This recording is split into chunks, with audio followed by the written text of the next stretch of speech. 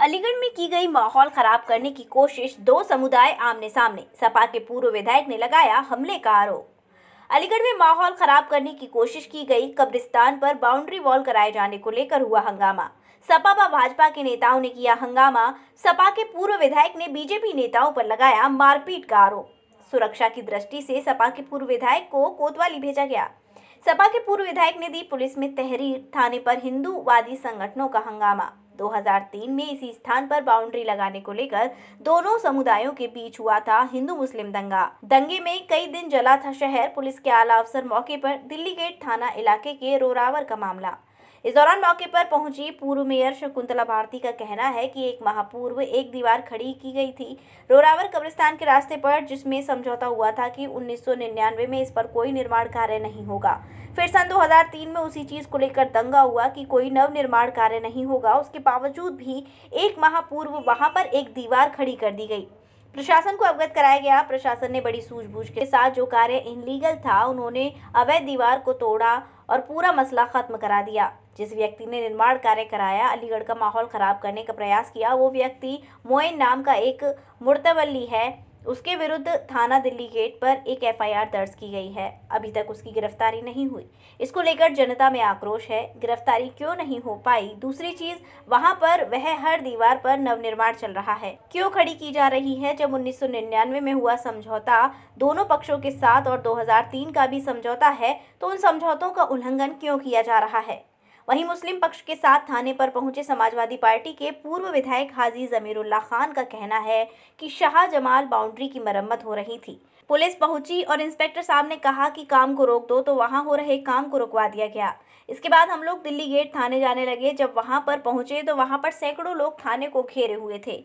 जैसे ही मेरी गाड़ी रुकी तो 15 से 20 लोगों ने मेरे ऊपर हमला किया और कहा, पकड़ो और जान से मार दो। मेरे गले में गमछा था, मुझे गिरा दिया। अगर मेरा गनर और थाना दिल्ली गेट की पुलिस न होती तो मुझे जान से मार देते। जान से मारने की नीयत से मुझ पर उन लोगों ने हमला किया। जिन लोगों ने हमला किया है, मैंने नाम लिख कर दे दिए हैं। बाकी कुछ लोगों को सामने आने पर मैं पहचान लूंगा। मेरे ऊपर अटैक किया गया था। कब्रिस्तान की मरम्मत हो रही थी। सुबह सीओ साहब का फ़ोन आया कि काम रोक दें। हमने कहा ठीक है। फिर मैंने सीओ साहब से, मतलब इंस्पेक्टर साहब से कहा, मैंने जाके जांच कर लें। जब इंस्पेक्टर साहब गए, उन्होंने कहा कोई बात नहीं है, तुम सही जगह काम कर रहे हो, अपना काम स्टार्ट कराओ। उन्होंने 11 बजे काम स्टार्ट करा दिया। उसके बाद 1:30 बजे 2 पुलिस वाले आते हैं। उन्होंने कहा कि इंस्पेक्टर साहब कह रहे हैं काम बंद कर दो। मैंने क्यों कि उनसे पूछ लो जाके। तो हम 4-5 लोग थे, ये मुफ्ती साहब के दामाद भी हैं, खुसरो साहब, और हमारे 4-5 लोग थे। हमने कहा चलो जाके बात कर लेते हैं। जैसे हम दिल्ली गेट पे पहुँचे तो ही हमारे ऊपर जानलेवा हमला कर दिया। ये विनीत बाशनी था, और भी बहुत से लोग हैं जिनके नाम मैंने लिखा दिए हैं, और बाकी अन्य हैं जिनको मैं देख कर पहचान लूँगा। मेरी जान पे हमला कर दिया, मुझे नीचे गिरा दिया, और मेरे गमछा था, मुझे खींचने की कोशिश करी। लेकिन वहाँ पर दिल्ली गेट की पुलिस ने मुझे बचाया, और मेरी जो गनर है शरीफ, उसने मुझे बचाया, और बचा के मुझे सीओ साहब ने कहा तुम फ़ौरन ऊपर पहुँचो। वजह क्या थी आपको? जिस तरीके कुछ नहीं, मुझे खुद नहीं मालूम। बस ये कहा कि मारो साले कटुओं को। सो ये आया कैसे यहाँ पर थाने में, थाने के अंदर कैसे, इसको निकालो थाने से। हाँ, मुझसे पूरा मुझ पर हमला किया, जानलेवा हमला किया भाई। मैं इसमें मैंने तहरीर दी है। सीओ साहब ने मुझसे कहा 12 घंटे के अंदर मैं कार्रवाई करूँगा, 12 घंटे तक मुझे टाइम दो। कितने लोगों के नाम तहरीर दिया आपने? मैंने करीब 6-7 लोगों के नाम तहरीर दी है, और 8-10-15 लोग अन्य हैं अज्ञात में, जिनको मैं देख के पहचान लूँगा। लेकिन मंशा क्या थी आपको मारने की? ये तो उनसे ही पूछो उनकी मंशा क्या थी। गुंडागर्दी है भाई, ये तो उनसे ही पूछो उनकी मंशा क्या थी। गुंडागर्दी मेरे अपनी जगह काम करा रहे हैं। मेरे साथ में तो अलीगढ़ में कभी ऐसा हम दूसरे के साथ में कभी नहीं हुआ। अलीगढ़ में कभी ऐसा नहीं हुआ आज तक की।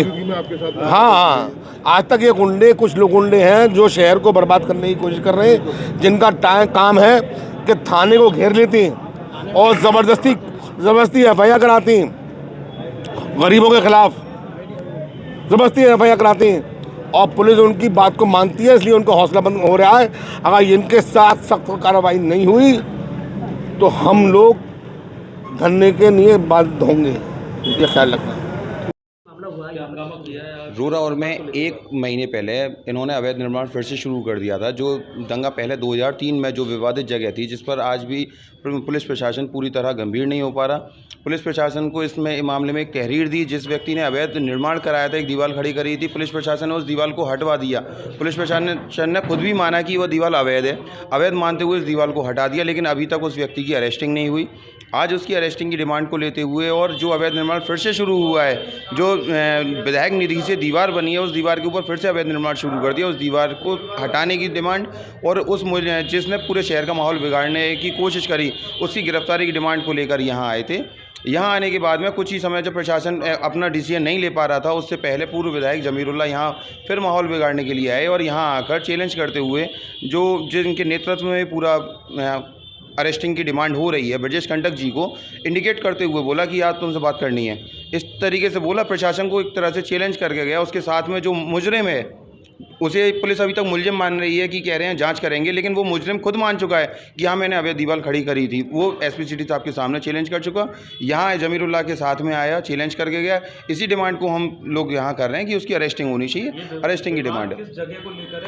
ये रोरावर को लेकर है। रोरावर में जो मरघट है, मरघट और कब्रिस्तान के ऐसे रास्ते थे, उस रास्ते को लेकर 2003 में भयंकर दंगा हुआ, जिसमें पूर्व महापौर राशुका की भागीदार भी बनी। राशुका के तहत उनको जेल में डाल दिया गया। पूर्व विधायक भी इसकी तारीफ किया करते थे, जमानत पर बाहर थे।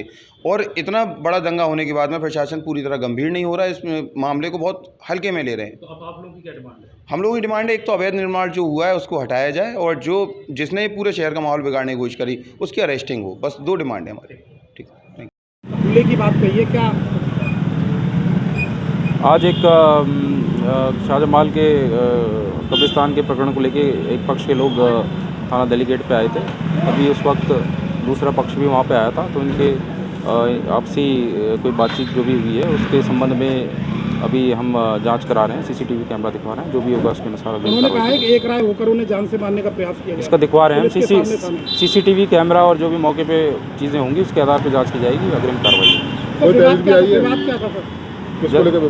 जैसे कि मैंने बताया कि पूर्व में एक कब्रिस्तान को लेकर विवाद था, जिसको लेके वार्ता के लिए एक पक्ष आया हुआ था। तभी दूसरा पक्ष भी वहाँ पे पहुँचा। इसको लेके जो भी उनके बीच में बात हुई उसको अभी दिखवाया जाएगा। थाने के सीसीटीवी फुटेज में निकलवाए जा रहे हैं। जैसा कि मैंने बताया, आसपास के जो भी सीसीटीवी होंगे, जो भी चीज़ें होंगी, उनको दिखवाया। थाने में सीसीटीवी रेडी थे, दिखवाया जाएगा जो भी है, सभी सीसीटीवी फुटेज। कितने बच्चों से आगे अभी तहरीर किसी पक्ष में प्राप्त नहीं हुई है, जो दिखवाया जाएगा।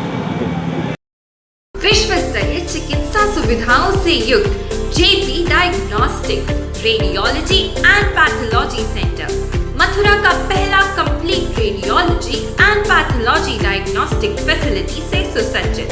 Doctor Deepak Agarwal and doctor Nidhi Agarwal, JSR tower, Govardhan crossing, NH 90, Mathura.